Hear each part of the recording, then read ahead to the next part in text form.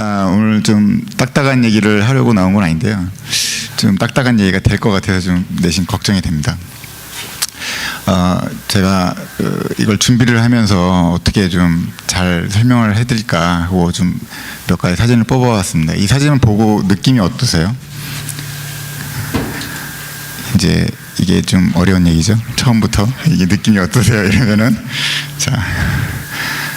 사진을 찍는 기술은 사실 기술적인 거는 카메라마다 틀리고 또 인터넷에 파워블로거들이 굉장히 또 사진 잘 찍는 기술에 대해서 기술을 잘 해놨습니다. 그러니까 그런 걸 좀 보시면 되고요. 우리가 사진을 찍으면서 중요한 거를 이제 오늘 여기서 잠깐만 몇 가지만 짚어보려고 합니다. 사진의 구성에는 이제 구도하고 빛하고 그림자가 있는데요. 이제 이론적인 공부 들어갑니다. 이게 되게 재미없어요. 근데 좀 기억을 좀 하셔야 돼요. 사진의 구성에 구도하고 빛, 그림자가 있는데 이 중에 제일 중요한 게 빛입니다. 자, 그 다음에 중요한 게 우리가 이제 핸드폰으로 사진들 많이 찍으시죠. 근데 핸드폰으로 사진 찍으시면 잘 나옵니까? 잘 안 나올 때가 많죠. 근데 그게 왜 그러냐면 첫 번째가 흔들려서 그래요. 근데 왜 흔들리는지는 조금 이따가 제가 말씀드릴 거고요. 그래서 흔들리지 않아야 되는 게 가장 중요한 부분이죠. 이건 흔들리면 후보정으로, 그러니까 나중에 이제 사진 찍어갖고 온 거를 포토샵이나 이런 데서 보정을 하는 거 후보정이라고 그러는데, 후보정으로 해결이 안 되는 게 흔들린 사진이에요. 이건 버려야 돼요. 그래서 흔들리지 않아야 되는 게 가장 중요합니다. 자, 이제 좀 더 재미없는 숫자가 나왔습니다. 우리가 흔히 요새 HD TV도 많이 나오고 HD 하는데 HD가 과연 뭘까? HD는 사진을 괄호는 1920 픽셀, 세로는 1080 픽셀 사이즈로 동영상을 보거나 TV를 보거나 하는 걸 이제 HD TV 뭐 이렇게 얘기를 합니다. 그리고 요즘 나오는 이제 조금 이따 말씀드리겠는데 4HD 같은 경우에는 이제 HD의 4배라고 그래갖고 4 HD를 쓴 거고요. 자, 그 다음에 사진을 이제 HD가 지원되는 카메라로 찍었다. 만약에 그러면 그 사진 가지고 프린트를 어떻게 할 수 있느냐. 이제 사진을 종이로 프린트를 할 때에는 보통 인쇄 품질은 300 dpi 정도가 됩니다. 그러니까 dpi라는 거는 인치당 도트예요. 그러니까 1인치에 300개의 점으로 사진을 표현한다는 거죠. 그러니까 거꾸로 저거를 이제 저 300 dpi로 계산을 나눠보면 HD 사이즈는 6.4인치에 그 다음에 세로는 3.6인치에 저 사이즈의 종이로 프린트할 수 있다는 걸 의미하는 거예요. 그러니까 6.4인치에 3.6인치면 별로 크진 않죠. HD로 사진 찍었어도 프린트를 했을 때에는 별로 크지 않은 사진이 된다는 얘기입니다.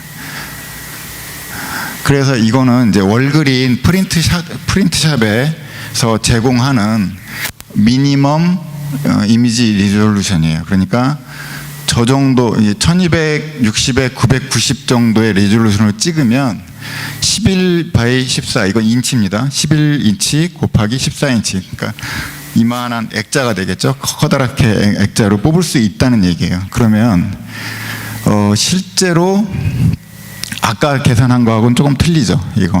이거는 미니멈이라 그래요. 조금 흐리게 나올 수도 있어요. 이제 요거는 이제 보통 시중에서 사실 때 가장 이제 좀 대중적인 DSLR 카메라입니다. 캐논 EOS 70D인데요. 이게 보통 시중에서 한 1200불 정도 합니다. DSLR이. 이 얘기는 이제 다 사시라고 하는 얘기는 아니고요. 저 열판은 아닙니다. 카메라 스펙을 보면요, 20메가픽셀이라고 써 있어요. 저 20메가픽셀이 이제 얘기하는 내용이 저 스펙을 보는 방법을 제가 알려드리는 거예요. 나중에 카메라 보실 때 스펙을 보는 방법. 20메가픽셀이라고 하면 사진 한 장에 그 그림을 점으로 다 표현하잖아요. 그죠? 근데 그 점이 20메가픽셀이라는 거예요. 그 점 개수가. 그러면 이제 사진은 평면이니까 가로 사이즈, 세로 사이즈가 있잖아요. 그러니까 가로 사이즈가 만약에 5000이고 세로 사이즈가 4000이면 20메가픽셀이 되는 거예요. 그러면은 아까 앞에서 보셨듯이 1260 곱하기 990 픽셀만 돼도 이렇게 큰 사이즈 포스터를 뽑을 수가 있어요. 그죠? 그런데 이런 카메라들은 굉장히 크게 확대할 수가 있는 거예요. 그 다음에 ISO 레인지가 나옵니다. 이건 카메라 그 스펙 보면 항상 나오는데 ISO 레인지는 얼마나 어두운 데서 사진을 찍을 수 있느냐 하는 수치예요. 보통 지금 이게 70D가 보급형 그 DSLR 기종 중에 하나인데 12800까지 지원을 하죠. 저 H라고 써 있는 거는 무시를 하세요. 저건 디지털로 ISO를 강제로 높인 거기 때문에 실제로 광학으로 지원되는 ISO가 진짜 ISO거든요. 그래서 12800 정도의 ISO인데 이거가 신빙성이 사실은 별로 없어요. 왜냐하면 저걸로 사진을 찍을 수 있다 뿐이지 저렇게 하이 ISO로 찍으면 사진이 노이즈가 굉장히 많이 들어가요.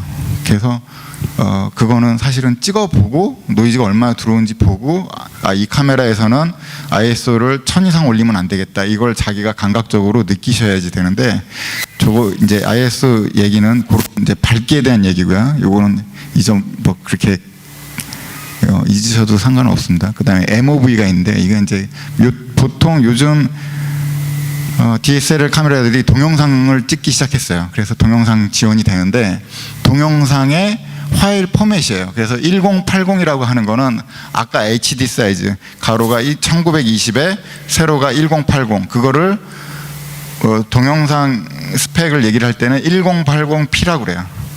1920 곱하기 1080을 1080p라고 그래요. 그리고 그 뒤에 나오는 30p는 뭐냐면 1초에 30장의 사진을 찍어서 동영상을 만든다는 거예요. 이해 가세요? 그러니까 우리가 극장에서 영화를 보는 때 그 옛날에 그 영사기라 그래가지고 빛 딱 쏘고 필름 막 돌려가지고 했거든요. 근데 그때 필름이 1초에 보통 동영상이 되려면요 최소 조건이 15장 이상 지나가야지 동영상이 돼요. 그래서 디즈니 애니메이션이 옛날에 1초에 15프레임으로 제작을 했어요. 네. 그래서 그건데 저게 만약에 720p로 찍을 때는 60p가 돼 있죠.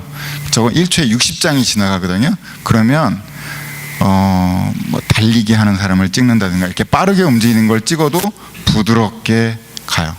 왜냐면 사진 장수가 많기 때문에 그 의미예요. 그러니까 그런 식으로 보시면 되고요. 그러니까 앞에 숫자는 화면 그 이미지의 사이즈고 뒤에 숫자는 프레임 개수입니다. 그 다음에 이제 지원하는 게 로우라고 되어 있는데 요거는 후보정이 가능한 이제 그 JPEG이나 이런 결과물이 아니라 그 후보정이 가능한 캐논의 이제 카메라 제조사마다 로우 포맷이 조금씩 다 틀립니다. 그래서 그걸 찍는 그대로 저장한 포맷을 로우 포맷이라고 해요. 요렇게 이제 스펙을 보시면 되고요. 이제 요거 아까 말씀드렸던 우리 여기 지금 SD라고 써 있는 부분이 옛날에 우리가 DVD 플레이어로 DV 보던 사이즈예요. 그리고 HD가 지금 이제 우리가 보는 HD TV, 그다음 우리 저기 뭐 예배 때 본당 파워포인트 그 프로젝터 스크린 큰 거에서 나오는 것도 다 HD 사이즈고요. 그다음에 이제 요즘 나오는 게 4K라고 그래갖고 UHD라고도 얘기하고 4K라고 하기도 하고 그러는데 사이즈가 3840에 2160입니다. 딱 4배죠. 딱 4배.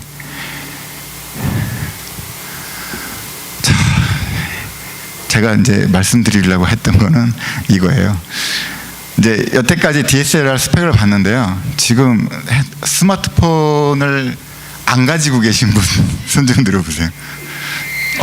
한 분 계시네요. 그래도 자, 우리 지금 기술이 굉장히 발달을 해가지고 우리가 이미 훌륭한 카메라를 다 들고 다녀요. 근데 활용을 못하는 것뿐이에요 지금. 근데 그 지금 이제 제가 단적으로 지금 최신 기종만 2개 이렇게 뽑아놨어요. 뽑아놨는데 이미 12메가픽셀이에요. 12메가픽셀이면 그냥 간단하게 계산해도 3, 4, 12죠. 그럼 3000 픽셀 곱하기 4000 픽셀이에요. 굉장히 큰 게 나와요. 그러니까 카메라로 찍어도, 아니 핸드폰으로 찍어도 굉장히 큰 사이즈로 찍힌다. 그 다음에 여기 이제 고급형 카메라에나 들어가는 옵티컬 이미지 스테빌라이제이션. 저건 뭐냐면 흔들림을 방지해주는 기능이에요. 흔들림을. 그러니까 그거는 뭐 이렇게 흔들면서 찍으면 당연히 흔들리는 게 찍히고요. 찍으면서 살짝 이렇게 셔터 누르면서 살짝 흔들리는 거 있잖아요. 그 정도는 잡아준다는 거예요. 그 다음에 HDR이라는 게 있고요. HDR은 배경하고 피사체하고 밝기가 너무 많이 틀려요. 그래서 배경에 맞추면 피사체가 너무 어둡게 나오고 피사체에 맞추면 배경이 하얗게 날아가는 그 역광이나 뭐 바닷가에서 이제 사진이나 아니면 산에서 눈밭에서 사진 찍거나 이러면 이제 그런 경우 많이 발생을 하는데 HDR로 찍으면 여러 장을 찍어요. 제가 셔터는 한 번 눌렀지만 내부적으로 여러 장을 찍어요. 그래서 배경은 배경대로 최적의 그림을 가지고 오고 피사체는 피사체대로 최적의 사진을 갖고 와서 지가 알아서 합성을 해요. 그게 HDR 기능인데 아이폰에는 들어가 있고요. 최근에는 고급형 카메라 DSLR 이런 데에도 HDR 기능이 종종 들어가는 경우가 있습니다. 그 다음에 F 값인데요. 요거는 조리개라고 하는 게 있어요. 실제로 카메라 왜 제가 교회에서 사진 찍는 거 많이 보셨지만 렌즈가 이렇게 큰 것도 있고 적은 것도 있고 그러잖아요. 그게 망원 렌즈하고 보통 표준 렌즈인데 그 렌즈에는 우리가 보는 그 덩치 말고요. 또 다른 게 하나 있어요. 그 조리개라는 게 있는데 조리개가 이렇게 그 빛을 받아들이는 조리개가 이렇게 열렸다가 닫혔다가 그래요. 이걸 조정을 하면 열렸다 닫혔다 하는데 그게 얼마나 많이 열리느냐가 F 값이에요. 저게 이제 최저 F 값인데 2.2면 2점대 이하면 굉장히 밝은 렌즈예요. 그러니까 어두운 데서 사진을 밝게 찍을 수 있다 그 얘기예요. 그러니까 이 수치가 낮을수록 F 값이 수치가 낮을수록 어두운 데서 사진을 찍을 수 있고 높으면 높을수록 어두운 데서는 못 찍는다는 얘기가 되는 거예요. 그 내용이고요. 그다음에 밑에 건 똑같은 내용이고 노이즈 리덕션이라고 그러니까 노이즈 사진에 들어가는 노이즈를 없애주는 기능이 많이 들어가기 시작을 했어요. 또 그래서 옛날에 저희가 이제 폰이 계속 새 버전이 나오잖아요. 폰 보면 폰의 메가픽셀은 별로 안 바뀌었네라고 생각하는데 실제로 사진 찍어 보면은 예전 폰보다 사진이 잘 나오는 걸 보실 수가 있어요. 그러니까 저 밑에 있는 다른 부가 기능들이 좋아지기 때문에 사진이 좋아지는 겁니다. 그 다음에 갤럭시 S6 엣지에도 16메가 카메라가 들어갔고요. 이게 특징적인 게 동영상이 UHD를 제공을 해요. 4K. 그러니까 굉장히 큰 동영상을 찍는다는 거죠. 지금 핸드폰이 카메라에 못지않는 기능을 가지고 있다는 것을 지금 설명을 드린 거고요. 자, 사진을 찍을 때 아까 제가 말씀드렸죠. 빛이 가장 중요합니다. 빛이 가장 중요한데 저거는 해의 위치고요. 여기 스마일 아이콘은 피사체고요. 여기 이제 카메라예요. 그림을 너무 허접하게 그려서 죄송합니다. 근데 피사체가 해를 등지고 있을 때 사진을 찍으면 어떻게 나오냐면 뒤에 빛이 있으니까 당연히 앞으로 그림자가 지겠죠. 그러니까 피사체는 까맣게 나와요. 반대로 2번에 가 있을 때는 약간 까맣게 나오겠죠. 조금 밝아져요. 3번으로 갔을 때는 측광이라고 그러는데 저건 역광, 역사광, 측광, 순사광, 순광 이렇게 얘기를 해요. 근데 측광일 때는 해가 카메라 프레임 안에 안 들어와요. 그 얘기는 사진이 밝게 찍힌다는 얘기예요. 그 다음에 4번, 5번 순사광, 순광은 좋은데 사실 사진 작가들이 쓰는 광선은요 순광은 안 써요. 그러니까 해를 등지고 카메라맨이 사진을 찍지는 않는다고요. 왜 그러냐면 그렇게 찍으면 그림자가 다 피사체 뒤로 넘어가기 때문에 그림자가 없어요. 사진 안에 그림자가 없어요. 그러면 어떻게 되냐면 그냥 평면 느낌이 나요. 사진이 입체감이 거리감이 안 느껴지고 그래서 사진사들이 1번에 그 역광 사진을 안 찍을 것 같은데 얼굴이 새까맣게 나오니까 실제로는 5번을 안 씁니다. 역광 사진도 찍어요, 실제로. 근데 순광 사진은 안 찍어요. 그러니까 그런 거를 조금만 아시면 이제 빛을 활용해서 사진을 찍을 수 있으시는 거죠.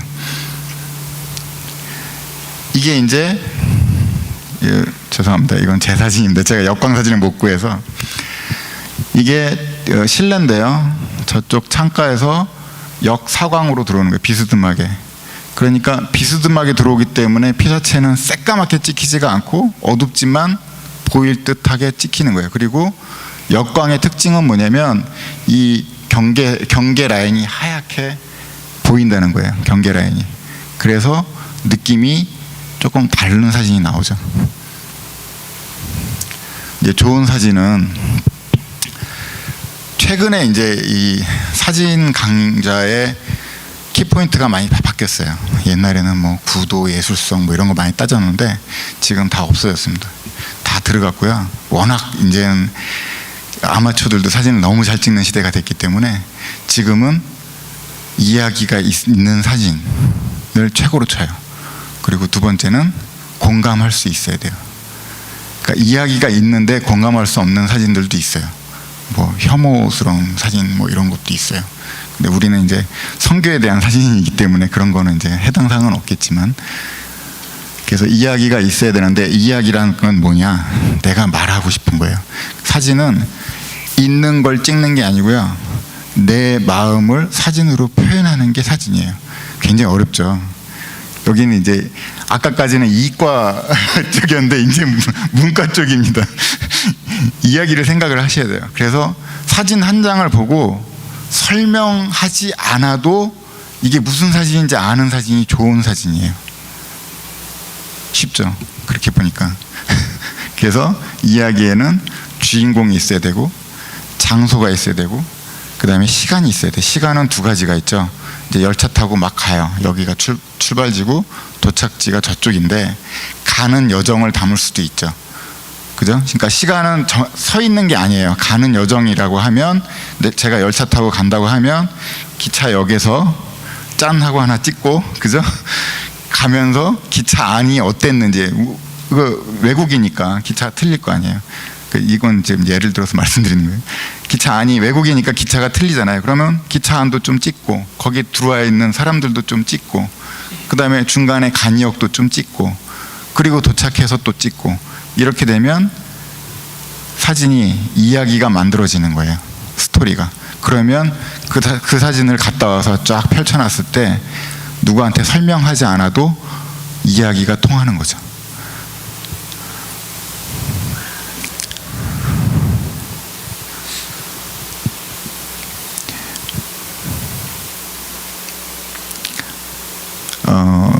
이제 여행 사진, 선교 사진 이렇게 써놨는데, 이제 선교가 대부분 가는 과정이 좀 복잡한 선교지가 있고요. 그냥 탁 공항 도착해서 가깝게 가서 거기서 바로 하는 선교지가 있잖아요, 그죠? 그래서 갔다 오셨는데 사역 사진은 있는데 기차를 14시간을 탔어, 아주 고생을 했어, 이렇게 얘기를 하시는데 막상 그 사진이 없어요. 그런 경우에 이제 이야기를 빼먹으신 거죠, 그 부분을. 그러니까 그런 부분들도 중요하다는 거예요. 보통 선교지 가시면 대부분 여행이라고 생각하시면 돼요. 사진 찍는 입장에서는. 근데 이제 기차역에서 대부분 그냥 이렇게 쫙 모여가지고 이러고만 찍진 않잖아요, 그죠? 근데 그런 사진도 필요해요. 그러니까 보통 그런 사진을 개인적으로는 다 그것도 추억이고 그 히스토리이기 때문에 갖고 계시는 게 좋아요. 물론 이제 선교부에서는 그런 사진을 요구하지는 않습니다. 왜냐면 얼굴이 이렇게 나와 있으니까. 근데 보통 사역 사진을 많이 요구를 하지만 다 가지고 계시는 게 좋죠. 그리고 사진이 우리가 이제 옛날처럼 장비가 큰 게 아니라 핸드폰으로 찍을 수 있으니까. 그래서 여정하고 목적지, 그 다음에 등장인물, 이벤트, 이런 그 키워드들을 좀 생각을 하시면서 찍으시면 좋겠어요. 지금 이제 이거 같은 경우에는 제가 이제 말씀드릴 게 있어서 제가 이걸 갖고 왔는데, 보통 사진이 옛날에는 절대 안 찍는 사진이 뒷모습이었어요. 근데 뒷모습 사진을 최근에는 찍어요. 왜 찍냐면 카메라를 보고 있을 때 하고 이 사람이 등지고 저쪽으로 가면서 찍는 거하고 분위기가 틀려요. 그리고 이야기가 틀려져요. 여기 아래 사진 같은 경우에는 바다를 보고 신나서 막 뛰어가는 거잖아요. 그죠? 근데 여기에서 카메라를 보고 이렇게 서갖고 찍었다. 그러면 되게 재미없는 사진이 되는 거죠. 자, 이런 것도 길인데 이제 똑같은 얘기고요. 이것도 빛을 잘 보시면 그림자가 이쪽으로 졌죠. 이게 역사광이에요. 자, 이런 것도 이건 이제 순광이고, 지금 이제 이런 구도는 사성 구도고요. 저쪽은 이제 전통적으로 많이 찍는 도로나 철길 같은 데서 많이 찍는 X 구도예요. X 구도인데 미술 조금 공부하신 분들은 구도 많이 아시죠? 미술에 쓰는 구도를 다 똑같이 써요. 그래서 이런 구도도 좀 생각을 하시면서 찍으시면 그림이 더 훨씬 좋아집니다. 자, 이거는 뭐 무슨 호텔 사진인데 이것도 이제 3분할 구도를 쓴 거예요. 그래서 밑에가 3분의 1, 위에가 3분의 2, 하늘을 3분의 2 잡고 건물을 오른쪽으로 약간 비스듬히 잡아서 이제 사진이 전체적으로 안정감 있게 보여지도록 그렇게 만든 겁니다. 자, 사진 잘 찍기는 이제 인터넷 찾아보면 막 구구절절이 굉장히 많이 나와요. 구도에 신경 쓰고 뭐 흔들림을 줄여야 되고 셔터 누르는 시점에 유의하라고 그러고, 셔터는 왜 그러냐면 제가 사진을 우리 그 아이한테 사진을 처음 가리키면서 찍어봐 그랬더니 셔터를 이렇게 눌러요. 이렇게 누르니까 사진이 발만 찍혔어요. 그래서 셔터를 제가 사진을 옛날에 선배들한테 배울 때는 군대에서 총 쏠 때 관역에 딱 맞춰놓고 언제 땡기는지 안 땡기는지도 모르게 천천히 이렇게 딱 끼면서 어느 순간에 나가거든요. 발사가 되거든요. 그게 이제 군대에서 사격 가르칠 때 그렇게 가르치는데 사진도 마찬가지로 그런 식으로 누르라고 가르쳐줘요. 그래서 이걸 누르면서 흔들림이 많이 있다는 거를 좀 생각을 하시고, 자연광을 활용해라. 아까 해 위치에 따라서 느낌이 달라진다고 했거든요. 사진이 해 위치, 역광, 역사광, 측광, 순사광까지 4가지를 쓰는데 해 위치에 따라서 느낌이 틀려지는데 그 느낌을 빨리 캐치를 하실수록 좋아요. 그 느낌은 이제 어떻게 말로 설명이 안 되기 때문에.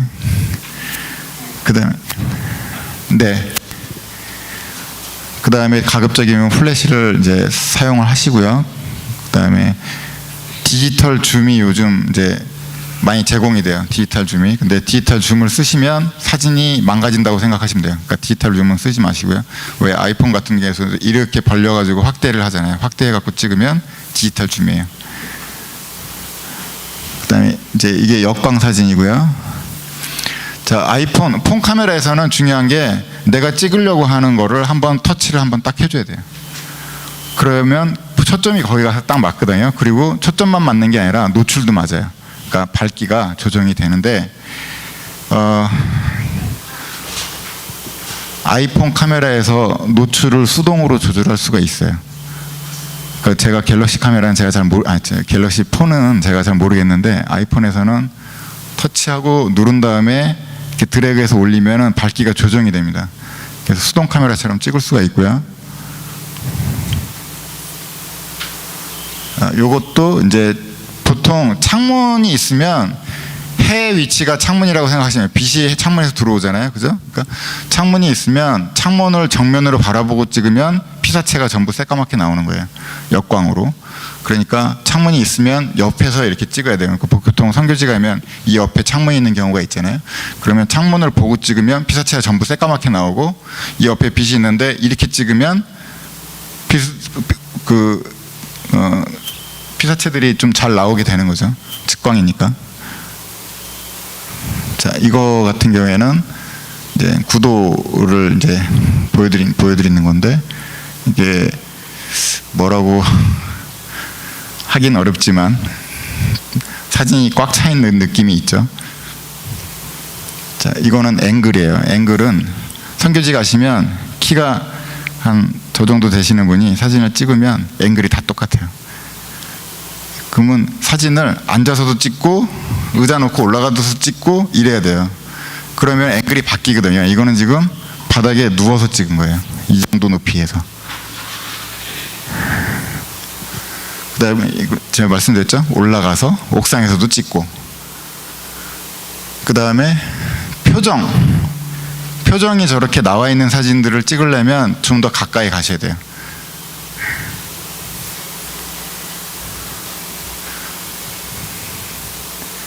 그러니까 이런 게 이제 이야기가 있는 사진이에요. 이야기가. 왜냐면 저 불이 지금 식사하는 건데 불이 없으면 이야기가 끊어지죠. 그냥 먹는 거고, 저 불이 있으면 해서 먹은 거죠.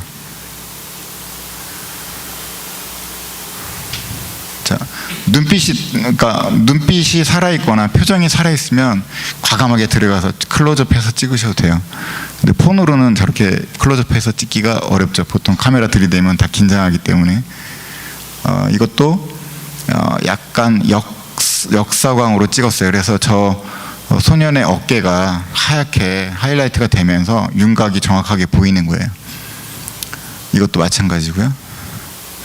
자, 이거는 보통 이제 이런 사진은 가까이 클로즈에서 찍으면 그냥 집 앞에 계단에서 찍은 거예요. 무슨 얘기인지 아시겠죠? 필요하면 넓게 잡아갖고 여기가 어딘지 보여줄 필요가 있으면 넓게 잡으셔야 돼요.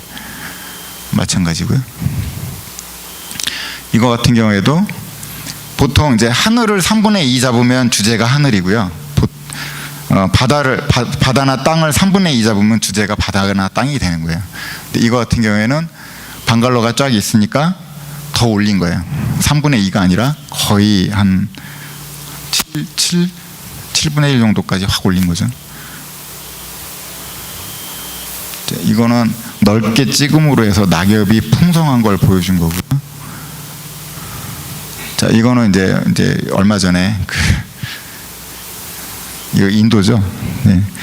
인도 갔다 오신 분이 이제 사진 찍어갖고 왔는데, 이렇게 행사를 찍을 때는 넓게도 하나 찍고 조금 들어가서도 찍고 이제 그런 사진들이 있으면 좀 좋죠. 그러니까 전반적인 분위기를 알 수 있는 완전 넓은 사진, 또 들어가서 또 이렇게 찍는 사진, 그런 게 같이 있으면 좋죠.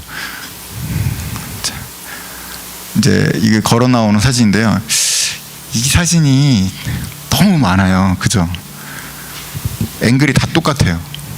어느 TD든지 이 사진을 찍어 갖고 오시는데, 누군가가 아마 그랬던 것 같아요. 이 사진이 앵글도 좋고 뭐 이야기가 있고 이 사진이 좋다라고 하니까 계속 똑같은 사진이 와요. 근데 이렇게 오면 조금 사진이 나쁜 건 아니에요. 굉장히 좋아요. 좋은데 너무 똑같은 사진이 많이 오니까 그것도 사실은 좀 그렇죠. 이것도 이제 뭔가를 밟고 올라가서 꼭대기에서 찍은 것 같아요. 이게 전체적인 분위기를 볼 수 있어서 좋았습니다. 그 다음에 이 사진이 조금 아쉬웠던 사진인데, 어두운 실내고 촛불이고 굉장히 잘 찍은 사진이에요. 흔들렸어요. 근데 왜 흔들렸냐? 어둡기 때문에 흔들린 거예요. 어둡기 때문에. 아까 아이폰으로 사진 찍을 때 왜 흔들리냐면요, 어둡기 때문에 흔들리는 거예요. 왜냐면 어두우면 굉장히 오랜 시간 안 움직이고 있어야 돼요. 제가 찍는 사람이 어두울수록. 그러면 뭐 3초, 4초, 5초 숨 안 쉬고 이렇게 있어도 흔들리거든요. 사람이기 때문에. 그래서 흔들리는 건데, 이런 사진은 굉장히 좋아요. 그리고 뭘 하고 있는지 이야기가 전달이 되잖아요. 그죠?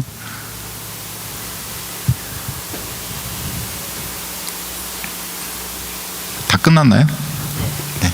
제가 준비한 사진은 여기까지고요.